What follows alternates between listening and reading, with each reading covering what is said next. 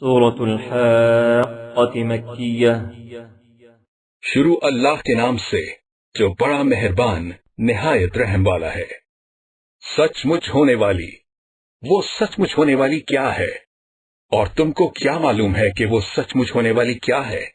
وہی کڑکڑانے والی جس کو سمود اور عاد دونوں نے جھٹلایا۔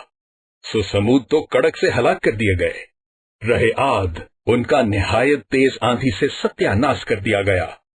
اللہ نے اس کو 7 رات اور 8 دن ان پر چلائے رکھا۔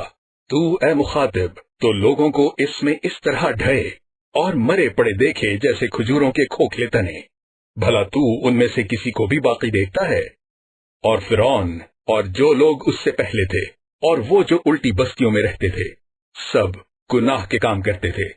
انہوں نے اپنے پروردگار کے پیغمبر کی نافرمانی کی تو اللہ نے بھی ان کو بڑا سخت پکڑا۔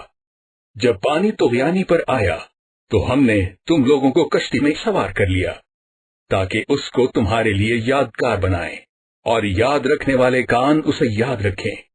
تو جب سور میں ایک بار پھونک مار دی جائے گی اور زمین اور پہاڑ دونوں اٹھا لیے جائیں گے، پھر ایک بارگی توڑ پھوڑ کر برابر کر دیے جائیں گے، تو اس روز ہو پڑنے والی یعنی قیامت ہو پڑے گی اور آسمان پھٹ جائے گا، تو وہ اس دن کمزور ہوگا اور فرشتے اس کے کناروں پر اتر آئیں گے، اور تمہارے پروردگار کے عرش کو اس روز 8 فرشتے اٹھائے ہوں گے۔ اس روز تم سب لوگوں کے سامنے پیش کیے جاؤ گے اور تمہاری کوئی پوشیدہ بات چھپی نہ رہے گی۔ تو جس کا اعمال نامہ اس کے داہنے ہاتھ میں دیا جائے گا، وہ دوسروں سے کہے گا کہ لیجئے میرا نامہ اعمال پڑھیے، مجھے یقین تھا کہ مجھ کو میرا حساب کتاب ضرور ملے گا۔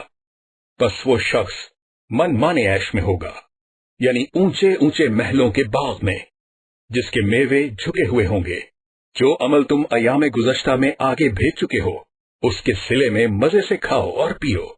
اور جس کا نامہ اعمال اس کے بائیں ہاتھ میں دیا جائے گا، وہ کہے گا اے کاش مجھ کو میرا اعمال نامہ نہ دیا جاتا اور مجھے معلوم نہ ہوتا کہ میرا حساب کیا ہے۔